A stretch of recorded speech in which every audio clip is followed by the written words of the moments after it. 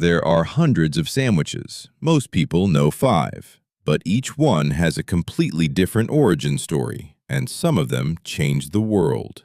Here's all of them explained. The sandwich is named after a man who was too busy gambling to eat a proper meal. In 1762, John Montague, the 4th Earl of Sandwich, asked his servants to bring him meat between 2 slices of bread so he could keep playing cards. His friends started ordering the same as sandwich, and a category was born. The BLT, bacon, lettuce, tomato. Simple, iconic, but it only became popular after World War II, when refrigeration made fresh produce available year-round across America. Before that, this combination would have been seasonal and regional. The BLT took off in the 1950s as diner culture exploded. 3 ingredients, perfect balance of salt, crunch, and acid. The bacon does the heavy lifting, the tomato brings freshness, and the lettuce keeps it from being too heavy. The club sandwich. 3 layers of bread, turkey, bacon, lettuce, tomato, and mayo. The club sandwich appeared in the late 1800s, likely inside elite social clubs in New York and Saratoga Springs. Some say it was invented at the Union Club of New York in 1894. The 3rd slice of bread isn't decoration, it's structural. It keeps the fillings from compressing. It's the engineering of sandwiches. More surface area, more texture, more bite per layer. The Reuben. Corned beef, Swiss cheese, sauerkraut, Russian dressing, rye bread, grilled until the cheese melts into everything. Origin is disputed. 2 cities both claim it. Omaha says it was invented at a poker game in 1925. New York says it was a Jewish deli creation. Either way, the combination of fermented cabbage and fatty corned beef on toasted rye is one of the most complex flavor profiles of any sandwich on this list. Sour, salty, melted, rich. This next one crossed an ocean and an entire culture with it.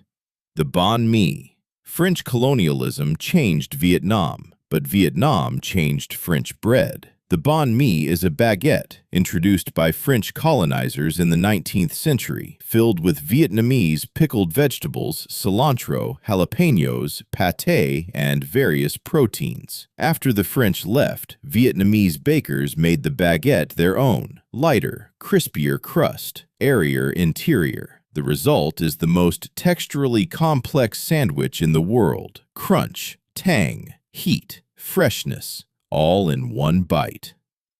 The Cubano. Born in the Cuban immigrant communities of Tampa and Miami in the late 1800s, workers in cigar factories needed hearty, portable lunches. The Cubano, roasted pork, ham, Swiss cheese, pickles, mustard, pressed flat on Cuban bread, was the answer. The pressing is non-negotiable. It compresses everything into one unified, hot, crispy structure. Tampa adds salami. Miami doesn't. That argument has been going for over 100 years and shows no signs of stopping. And this next one isn't from America at all. It's from France, and it's technically closer to a meal. Croque Monsieur, Paris, 1910. A cafe on Boulevard des Capucines introduced a hot ham and cheese sandwich cooked in butter and topped with bechamel sauce. The name literally means Mr. Crunch. Add a fried egg on top and it becomes a croque madame. This is the sandwich that bridges the gap between street food and formal cuisine. Bechamel sauce, a classic French mother sauce on a sandwich, was genuinely radical at the time. It remains the gold standard of European hot sandwiches. The Po' Boy. New Orleans, 1929. 2 brothers, Clovis and Benjamin Martin, fed striking streetcar workers for free. The workers were called poor boys. The sandwich was roast beef or fried seafood piled into French bread. The name stuck. Today, the po' boy is a symbol of New Orleans food culture, dressed with lettuce, tomato, pickles, and mayo. The bread is local, a specific style of French bread that's soft inside, slightly crispy outside. You can't fully replicate it outside Louisiana. The Cemita, hidden gem.